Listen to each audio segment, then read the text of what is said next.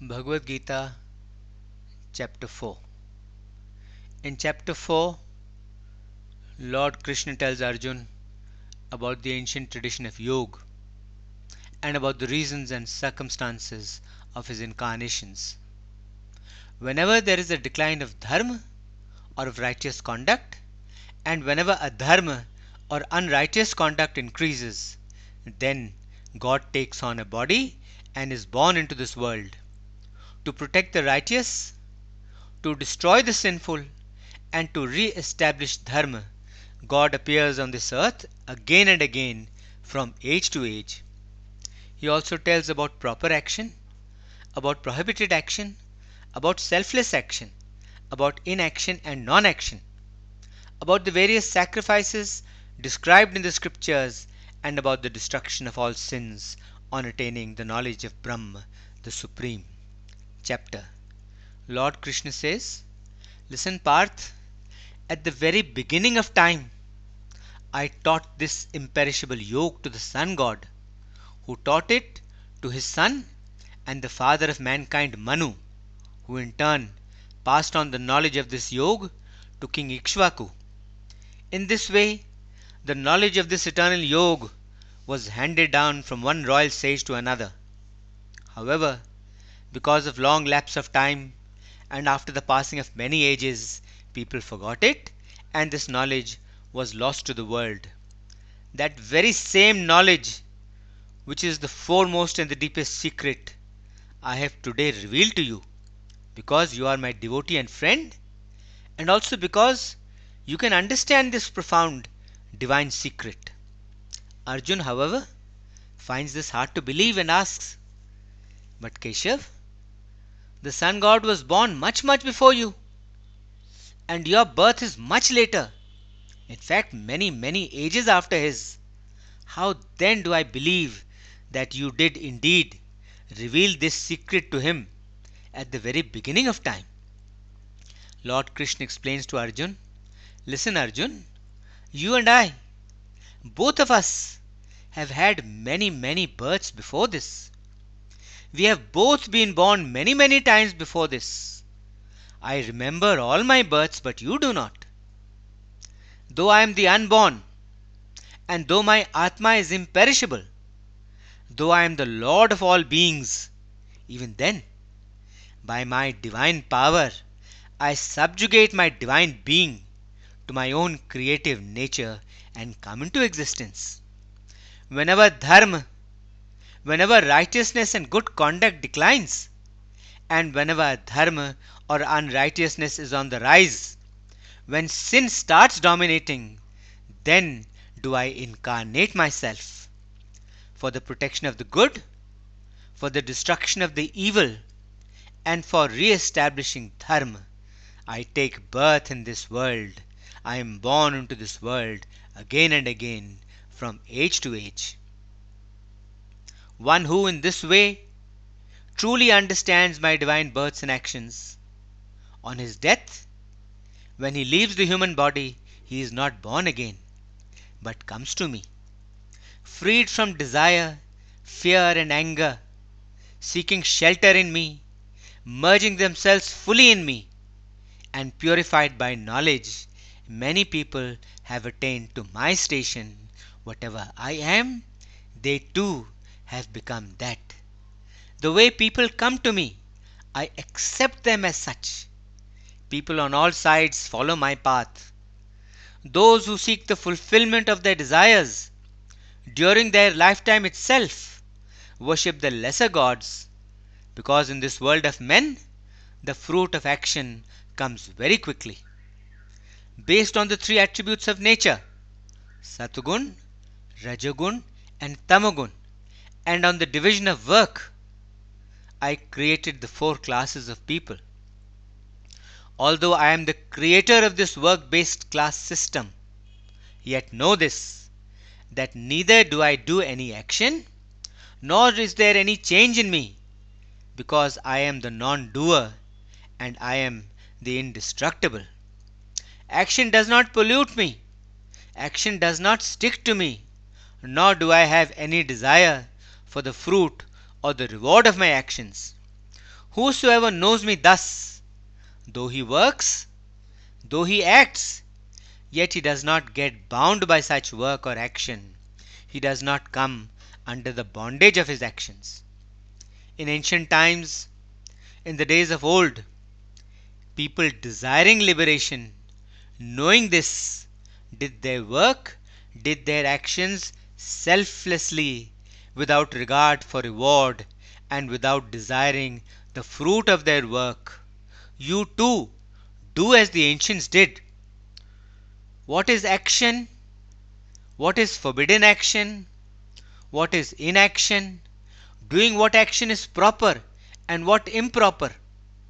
What is renunciation of action?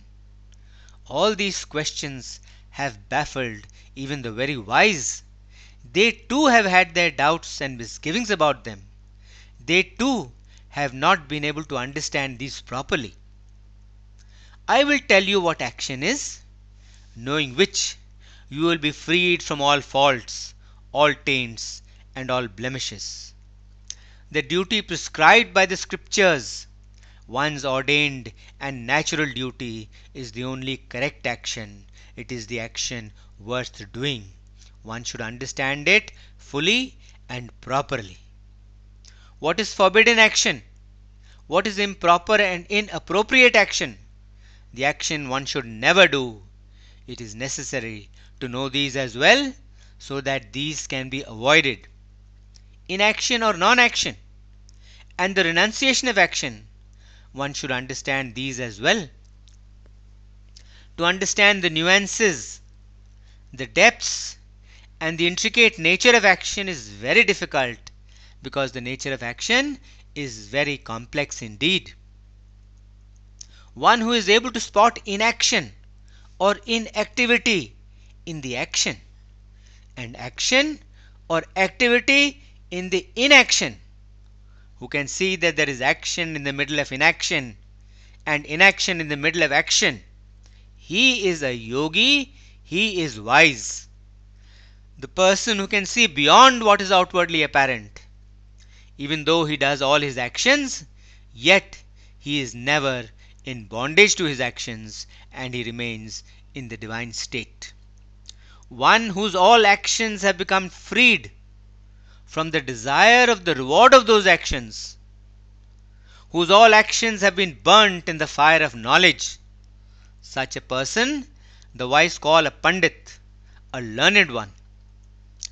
Giving up the desire for the reward, for the fruit of all actions, always remaining satisfied and without being dependent on the fruit of any action, such a person, even though he is always engaged in doing action, yet he does not act, having no desire for the fruit of action, keeping his consciousness and his Atma under control, giving up all that he owns, and also giving up all objects of enjoyments.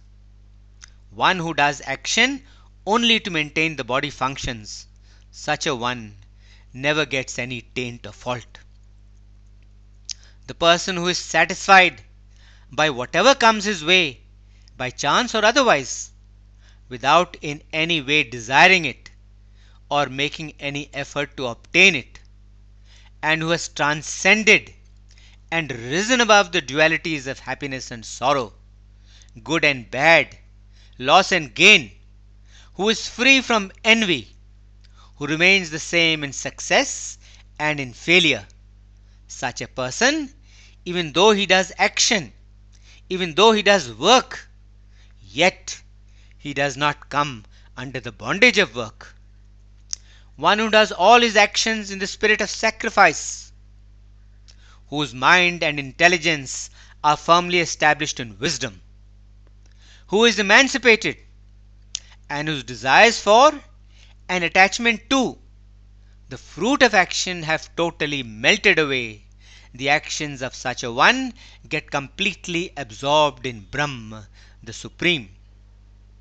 For him, the one who offers is the Paramatma. The object offered is also the Paramatma. By the Paramatma, it is offered into the fire of the Paramatma. One who sees the Paramatma in all his actions, as a result thereof, he attains to the Paramatma. Some yogis worship the gods. Some focus on the Brahm, who has no blemish or attributes. Some offer up all their senses, some all their sense objects, while others offer up all the functions of the senses as sacrifice. Some offer up all that they own, all their material possessions. Some offer up their austerities, some their practice of yoga as forms of sacrifice. Others, who have controlled their minds and have taken strict vows, offer up their study, their learning, and their wisdom as sacrifice. Some are constantly doing pranayam, the practice of breath control. They try to regulate their inward and their outward breaths, offering their inward breath into their outward breath and their outward breath into their inward breath, trying to equalize and balance both. Some try to regulate their food intake. They offer what they eat to their life forces.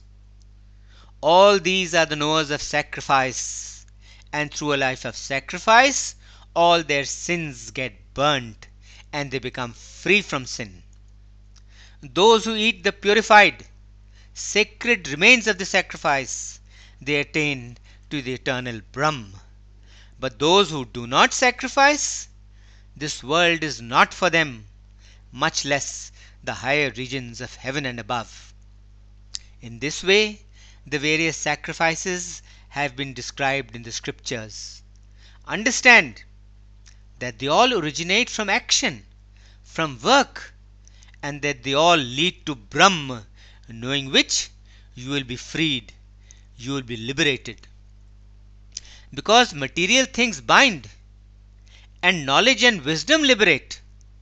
Therefore, sacrifices of knowledge and wisdom are far superior to those of material objects, because ultimately all actions, all works culminate and end in knowledge and wisdom which liberate man. Learn this knowledge and wisdom from those wise gurus and teachers who know the truth. Seek them out.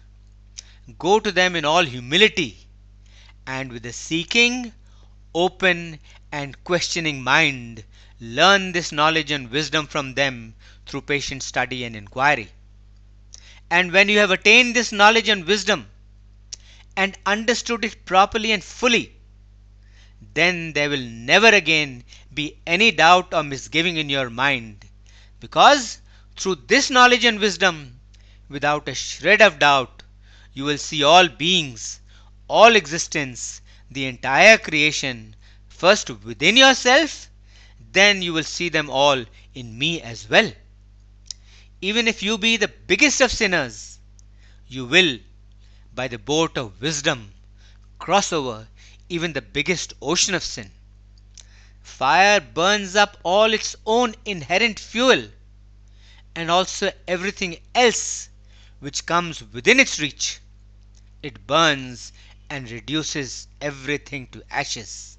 Similarly, the fire of wisdom burns up all action and all work and reduces them to ashes, and thereby liberates man from the chains of those actions. There is nothing purer than knowledge and wisdom in this whole world. When the time comes, the person who has attained yoga acquires this knowledge and wisdom within himself. It comes to such a one of its own accord. The person who is devoted and eager to obtain this knowledge and who has controlled his senses, such a one obtains the knowledge, obtaining which he also attains supreme peace and tranquility. But the ignorant person who is devoid of devotion, and who, because of his doubting nature, is always finding fault with me, such a person is bound to perish.